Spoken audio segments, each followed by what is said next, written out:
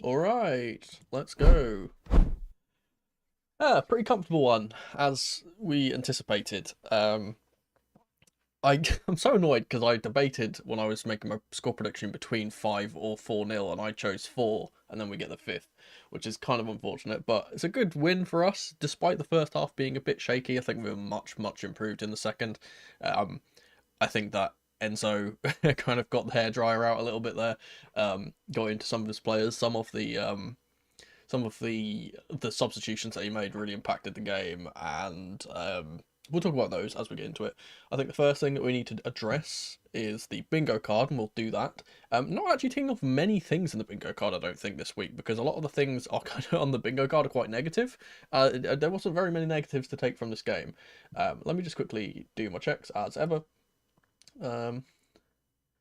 We just pause that, and then see, it's weird because the stream chat doesn't work initially, but then it starts working halfway through.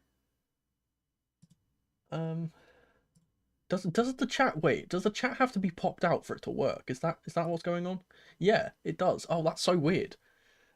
Sorry. Okay, there we go. You can see yourselves on screen now.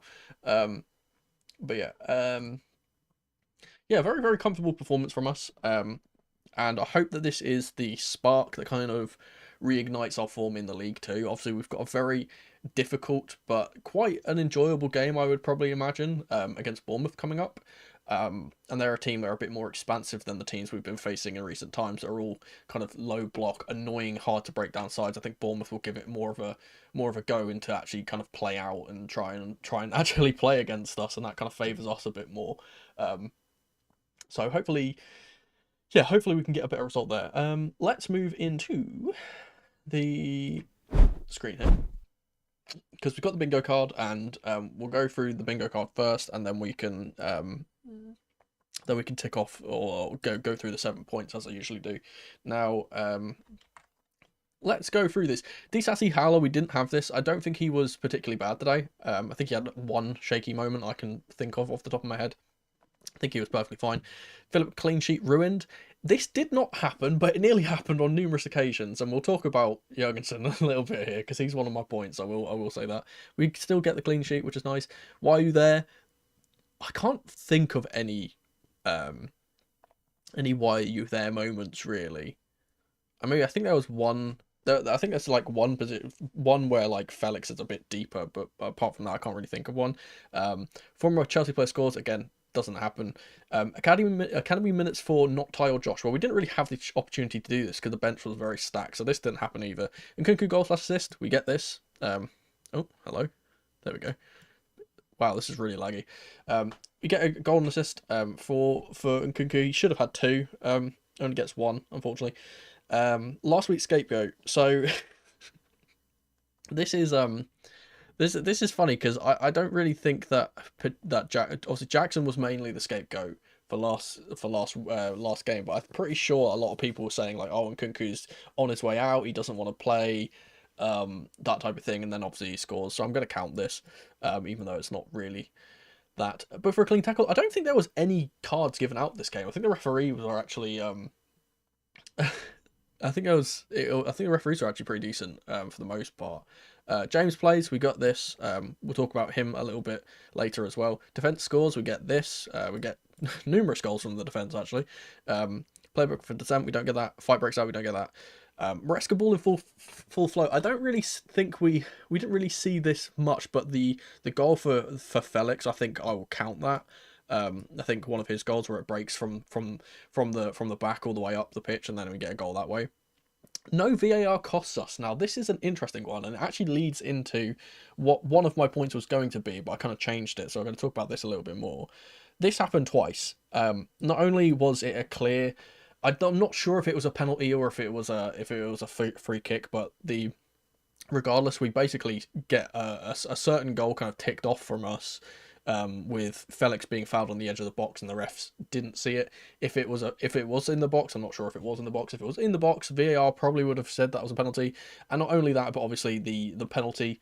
I feel bad for Nkunku because a lot of people are getting on Nkunku's back and saying that he didn't play well today. I don't think he played particularly poorly. Maybe he was a little bit lackluster in the first half, but That's neither there here nor there, but he gets his first goal completely taken away from him because this was a penalty that should have been retaken. There was encroachment. There was the keeper completely off his line by about a foot. How the lino hasn't seen it, I don't know. It's clear to me. I literally tweeted out when it happened. I uh I was like, before they'd even shown the replay, I said he's massively off his line. You could see it. You could see he took 2 steps before Nkunku had even ran up to take the shot, and VAR would have obviously gone back and asked for a retake. And you know how it is when a penalty gets retaken, it's almost impossible to save it because of the mind games. So I would have imagined Nkunku probably would have gotten a second bite of the cherry and probably would have scored there. Corner assist. I don't think we got a corner assist, but we probably should have because James was whipping in the balls early, and he was doing really, really well. He Sports, we get this. Because Felix played. Someone scores a worldie. Yeah, I think there was 2 that I could class as a worldie that were in here. Winger to winger, this happened. Nkunku as a 9, we didn't get extra time, didn't get a Q goal. Grass is always greener, we get this. Because again, people were screaming out for Neto to be playing, and now Neto's playing, and now everyone's screaming out for Madueke to play. It just always happens. Penalties didn't happen. I didn't hear a Bob Marley chant. Did anyone else hear a Bob Marley chant? Because I didn't, and I'm upside down. God damn it. There we go. It always happens. I turn around and it's just like the chat. It's just like, oh, you're upside down, by the way. Like, yeah, thanks. I know. Yeah, I don't think I heard a Bob Marley chant, so we don't get a bingo here. What could our free space be? I'm going to tick off the free space, and I think I'm going to tick this off for Tosin turning into Rudiger for a game, just deciding, hey, I'm Rudiger today. But yeah, enough of that. We need to go into this. Let's bring this to the forefront. Wait, no. Don't clear the. Please do not clear the canvas. That is the last thing that I want. Bring to the front. There we go. So, and I need to move my camera, don't I? Diddle-a-dear. God, the stress of having to move all this stuff around. I wish there was presets I could do to do this. But yeah, let's get into the points now. I won't waste any more time. As usual, I have 7 points. And I'm, spoiler alert, most of them are going in the good box. I'm not a negative Nancy. I'm not going to be shitting on players that don't deserve to be shat on for no reason. Let's start with a player that I felt was by far the best attacker in the first half, and faded, even though he wasn't as good in the second half, still think he was a threat throughout the game. Gets 2 assists, I believe, in this game, and that's young Tyreek George. And I said before the game, I said that I really wanted him to have a performance today where he could cement himself as, hey, I can play in this left wing spot whilst Mudrik's out. And he really, really stepped up today and actually did that. I think he was constantly threatening. I think the first half was a bit more difficult for him because of... Hang on, let me get rid of this. There we go. I think the first half was a bit more difficult for him because he was getting doubled up on, and when Maresca made some changes in the second half and he got some more support, he was phenomenal, genuinely. He was trying his best to kind of get into positions and get the ball across, and even though the majority of the time that kind of wasn't working out because people weren't in the right positions or we were getting a bit unlucky with headers, I think he was a constant threat down the left-hand side, especially considering he was the winger that was tasked with playing the full 90. So he was really, really good today, and I hope that this signals an idea that we can play him a little bit more in the Prem. Because we know next game we're going to be seeing Madueke and Neto, or Sancho and Neto. We're going to see one of those 2 combinations. We're probably not going to see George in there because he didn't what's the word? Because he didn't come off. Obviously, Neto comes off, so I assume he'll probably play some involvement in the Bournemouth game. I don't think George will be. Very, very good performance from him. Can't really argue. The only thing that's really really upsetting is he doesn't get his goal. I feel like he really deserved to get a goal today and he didn't get it. But again, 2 assists, I believe. I'm not sure if one of them would be credited towards him. But yeah, 2 assists in my eyes. So there we go. Am I mono upside down on the next bingo card? You know what? That's actually a really, really good. That's a really good point. I should do that. 100% do that for the next bingo card. I'll keep that in. I'll keep that in my head. But yeah, I think George was really, really good. Hope to see more of him come the new Conference League games and the new Cup games and stuff. I hope to see more of him, and hopefully a little bit more of him in the Prem too. Speaking of good attackers, let's talk about someone who I think has been genuinely so underrated this season. I think every time he's played, he's been really, really good, and I think he's shaken off some of the the criticisms that he had when he had his first spell with us, and that was he was a bit lazy, he wasn't always trying to make things happen. Nowadays, Joao Felix has just been absolutely superb. Genuinely, I can't fault him for anything he did wrong today. He just always seems to be the player that is. He steps up when we don't have Palmer. He's the player that always tries to make things happen, and even as I said, he kind of shook off that criticism that he had last season or the last time he played for us, which was like he was a bit too lazy. He never tracked back. He didn't want to help when he lost the ball.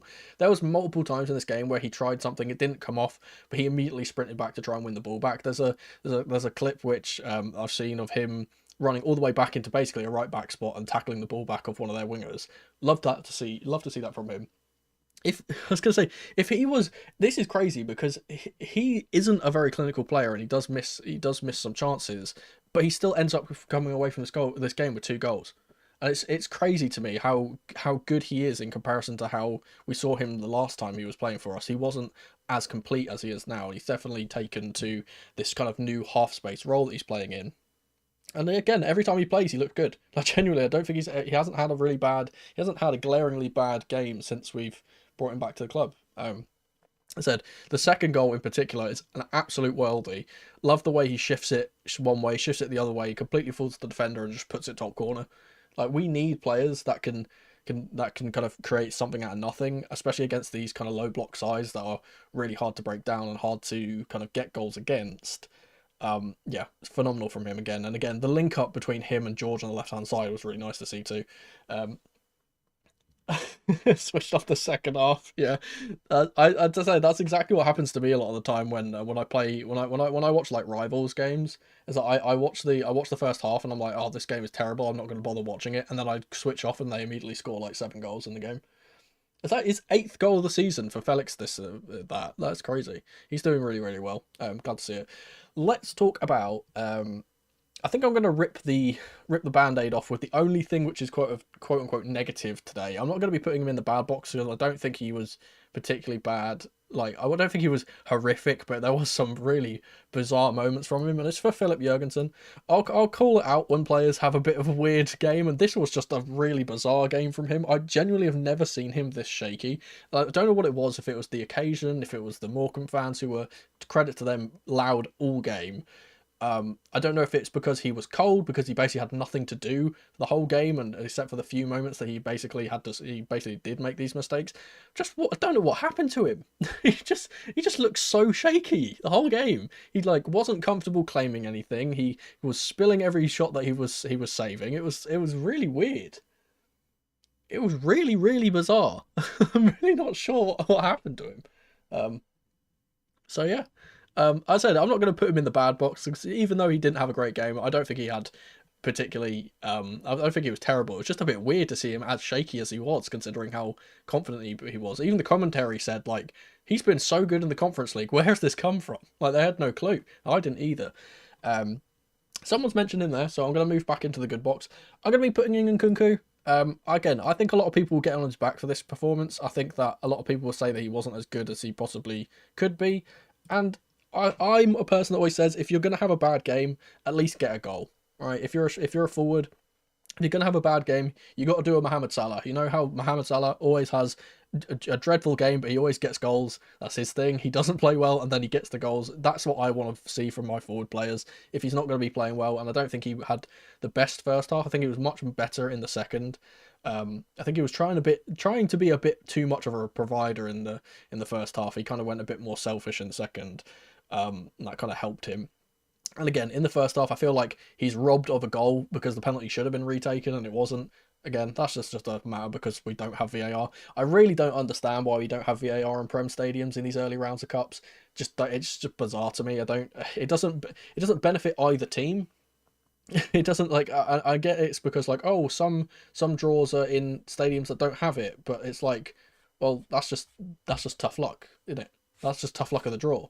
Like you got. Speaking of the draw, we get the draw after the I think we get the draw after the United Arsenal game, I believe, tomorrow. this is a weird thing. People say like, "Oh, you've just mentioned it's like, oh, he became Czech in the first half." Did you guys not think this? I thought this a little bit. Did their goalkeeper not remind you a bit of Thibaut? He looked a bit like Thibaut Courtois, and he had the black gloves on and everything. It was really weird. I was like, why does he look so much like Thibaut? I was kind of thinking that to myself.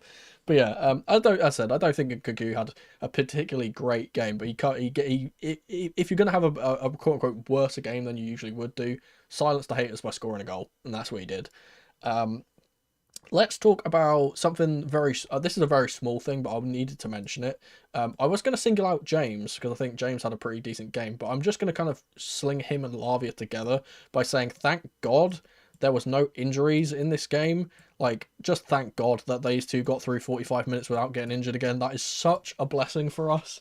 Um, I was so terrified the whole first half that one of them was going to get injured. And there was a one particular tackle where Lavia goes down, holding his ankle, and I was like, "Oh no, please don't say he's injured again." Oh, I'm zoomed in. What is going on with the camera today? Hello, bruh. That's definitely going on the big go card. There we go. We're back. Um, but yeah, I felt just glad that the injury prone players didn't get injured today, and hopefully we get to see a bit more of them um, come the coming games. Because I wanted to point out James especially because I felt like he was playing in a bit of obviously a reserved role because we don't want to rush him in. I feel like he was really really good in the role that he played. He was not really suspect defensively. He shut out most things that went that way. He was controlling things from that defensive position, and in general, he was the one that was putting in the balls. I think genuinely he was robbed off about 2 or 3 assists in the first half because the way he was swinging in the ball into the box from corners. We 100% should have gotten Disasi a goal. I think there was another one that misses from Guiu, I believe it is, or it might have been Felix. I'm not sure. Definitely should have been at least another assist for James because I think he does get credited for an assist for Tosin's first. So there we go. Let's talk about another player who I think, even though other players were better in terms of the way that they actually played and the way that they impacted the game, I'm going to credit this man for basically changing our fortunes in the second half, and that's Cucurella. I think he came on, and I always say this, that like, if you're going to be coming off the bench, you really need to be the player or one of the players that is going to put your foot down and say, "Hey, the game is changing now. I'm changing things." And he was that player today. Not only just because he was again just energetic as all hell as ever. He always is. Always gives that extra 20%, and than the other teams or the other players that are playing, but more so the fact that he was getting up into the position and helping George, because that was the main thing, right? We kept getting the ball out to George, but he'd get isolated at 2 against 1 and wasn't really able to do anything. When Cucurella came on and decided, hey, I'm going to be pushing up into that position, into that kind of half-space 10 that he likes to play and making the overlaps and underlaps, it gives George just the license to be a bit more free. And again, the one of the goals, I think it's in Nkunku's goal, comes straight from Cucurella making one of those runs, putting the ball into Guiu, I believe, and his shot is saved and it ricochets to Nkunku. Nkunku slots it away. All comes from Cucurella making that run, and we basically didn't really have that in the first half because we were playing this a bit more reserved midfield with Vega playing on that side, and he is, despite being a great defensive player, he's not going to be that type of left back, and obviously he can play left back. He's not going to be the type of left back or midfielder that's going to advance and get into the box and get really high, whereas Cucurella is that type of player, and just a little bit of a change. And I think I haven't talked about Vega here. I think he had a pretty comfortable game, especially when he moved over to the right side. I think he was pretty good. But yeah, really, really good from Cucurella, just kind of lighting up the team and getting everyone going. And once we get that second goal from Nkunku, it kind of allows the team to open up and play with a bit more confidence and kind of overwhelm Morecambe as they get tired, and that's what ends up happening. Now, let's talk about a certain player that I wanted to. This is going to be fun because I really wanted to talk about this. Tosin Adarabioyo. Now, I mentioned this a few streams ago. I think that he has started recently to pick up his form. I think he's started recently to kind of be like, hey, I can play if you put me centrally. Please put me central, because anytime he doesn't play in that central role, he doesn't seem as good as he does when he's in this central role. And I love being proven right by players. I'm a person that really enjoys getting to say I told you so.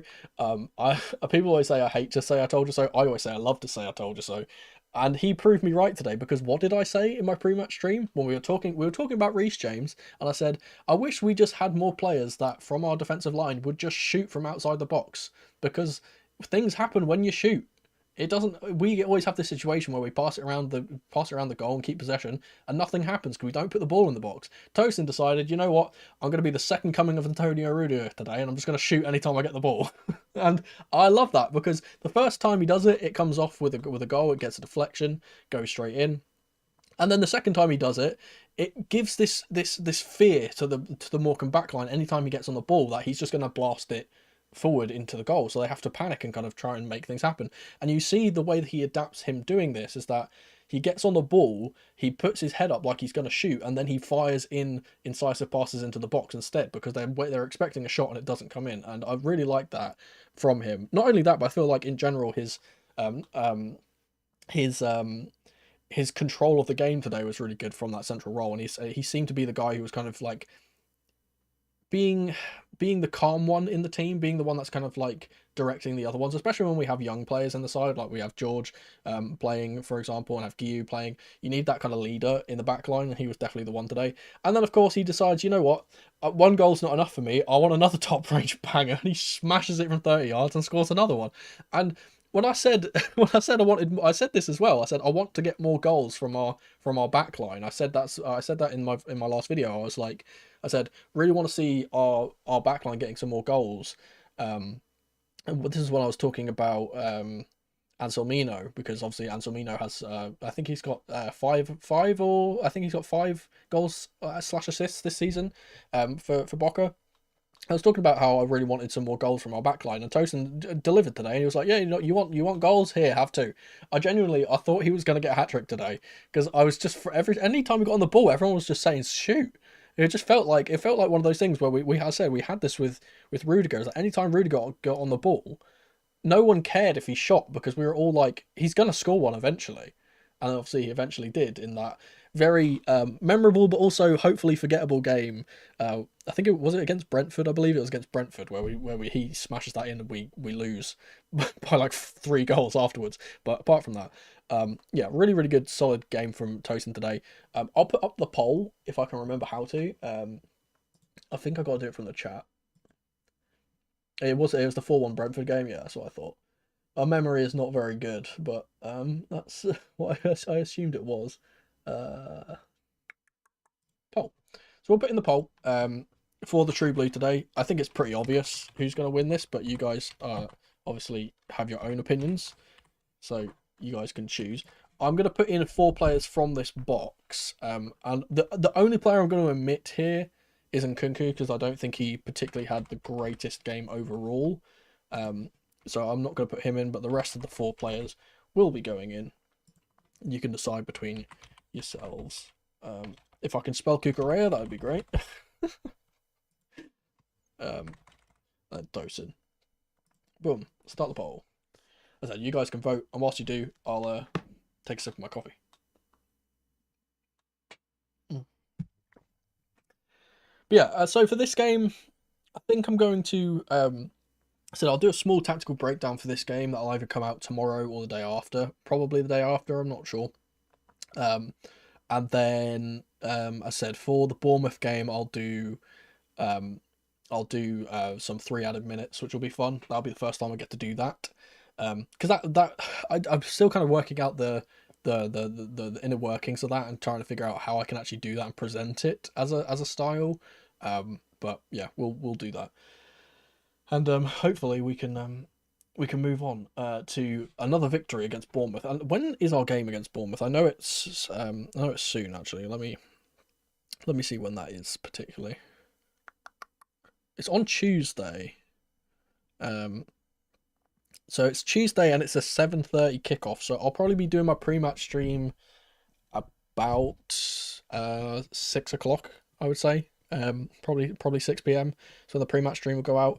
Not sure if I'd do a feeling blue after that, because it'd be very late, and also because, again, I spoke about this in the pre-match stream, but like doing a feeling blue and the 3 added minutes at the same time seems a bit weird, because it's like they're very similar in nature. But yeah, and then our next game after that is I think we've got Wolves, and it's the game after my birthday. So the Bournemouth game is the game before my birthday, and the Wolves game is after my birthday. So hopefully those two games go well, and I don't have to be sitting here, very, um, very, what's the word? Very sad on my birthday. I'm gonna be 27. I feel old. I feel so old already. Like, this is the thing which is really funny is I see when I'm doing research for like these young up and coming footballers that we're looking at, like Aaron and stuff, and it's like, oh, they were born in 2005, and I'm sitting here like, what?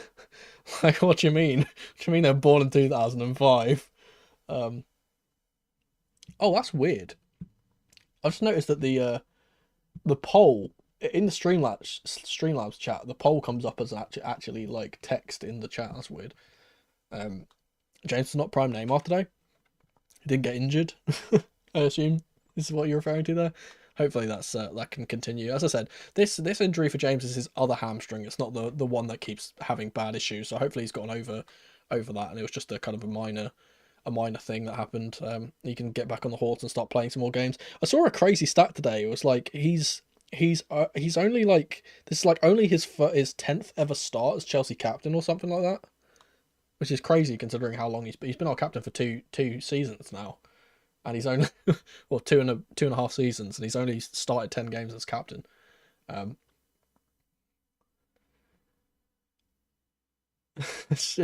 and I think it's also he's now. What's the other stat I saw? It's like he's now tied appearances with I think he's tied appearances with Flo to become like the 129th most capped player in Chelsea history. Yeah, 1.5 seasons, which is kind of crazy. I said I hope he gets it behind him because like not just for Chelsea but also for England and in general, just the footballing world. It's really sad seeing such a talented footballer be having that taken away just because of stupid niggling injuries that keep happening. And it's like you saw the same thing again. It's like someone said with Neymar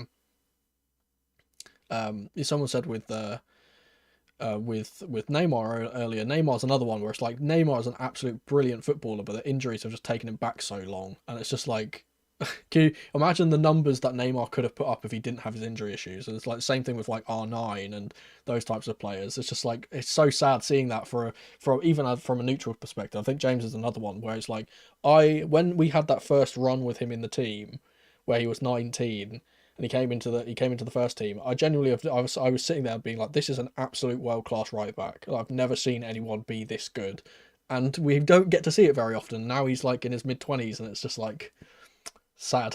It's sad. It's like hopefully we get to see more of him. But yeah, I think that's enough time for the poll. Yeah, and Nkunku as well. Again, that's another thing. I speak about Nkunku, and a lot of people getting on Nkunku's back. You need to remember he was out for such a long time. Um, Something's going on out downstairs.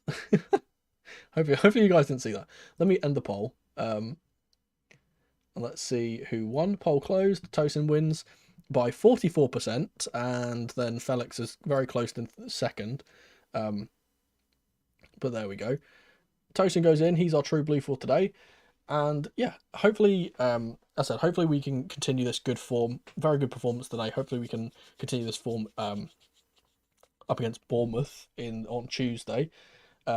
Yeah, I guess that's a good point actually. Yeah, I mean they could. I personally think that Nkunku and Palmer could coexist in the same team, but that's just me. Again, but yeah, Palmer obviously the surge of Palmer is something that it's just one of those things. It's like regrets is always really funny. I always say this is just a life thing that I go by.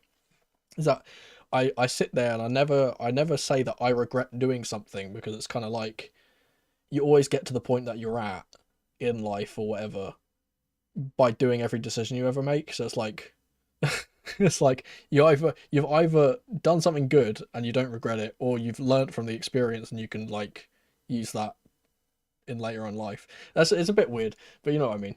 I guess when you look back, it's like we got Palmer playing so well, and it's like I guess it's a kind of necessary sacrifice that Nkunku got injured for that long.